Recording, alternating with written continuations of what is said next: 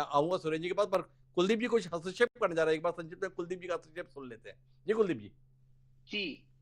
Doctor Himanshu जी, मुझे दो बात कहनी है। एक तो ये नीट पेपर लीक पे तो काफी बात हुई। इस बार इसी साल एक और भी घटना बड़ी हुई है कि सीबीएसई ने मूल्यांकन कंप्यूटर के माध्यम से करवाया और उससे बहुत सारे विद्यार्थियों को नुकसान हुआ है, ये सामने आ चुका है। जी अब उनको वहां के भी लोगों को बदला गया है, तो इस विषय पर भी पूरा फोकस होना चाहिए कि टेक्नोलॉजी पुल और पुश का जो मामला है कि लोग पहुंच गए कि ये तकनीक हमने बना ली तो आप खरीद लो और हम उसका उपयोग करने लग जाते हैं।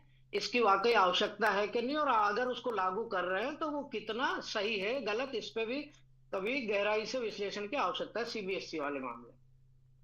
दूसरी बात जो, हालांकि तो आप अपना अपना क्षेत्र है, उस विषय में बोलना है, लेकिन ये जो आंदोलनों का मामला है पूरा, मैंने लगभग दिल्ली में जितने पिछले आंदोलन ये हुए हैं, इसको छोड़ के लगभग सभी में मैं लाइव देखता रहता था किस तरीके से पुलिस अपने आप को माने कंट्रोल करके रख रही थी पूरी तरह से।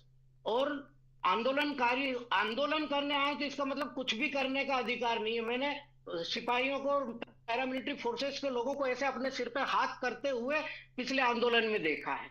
जी। तो ये अगर हमारे इन सुरक्षा व्यवस्था का, पुलिस व्यवस्था का हम मान खुद ही भंग कर देंगे तो फिर तो उसके बाद कल वो हमारे ऊपर भी आएगा जैसे आज पड़ गया।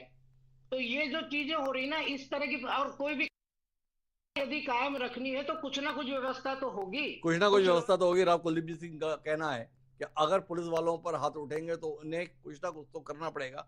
पर साथ ही उन्होंने कहा कि शिक्षा व्यवस्था के संदर्भ में केवल नीट का मसला नहीं है। जो 12वीं के संदर्भ में परीक्षार्थियों की कॉपियों को कंप्यूटर तकनीक के भरोसे छोड़ दिया गया और उसके चलते जो बड़े पैमाने पर गफलत हुई, उसके संदर्भ में किसने जिम्मेदारी ले ली। पर मैं सुरेंद्र राजपूत जी आपके पास आना चाहता हूं। अब आगे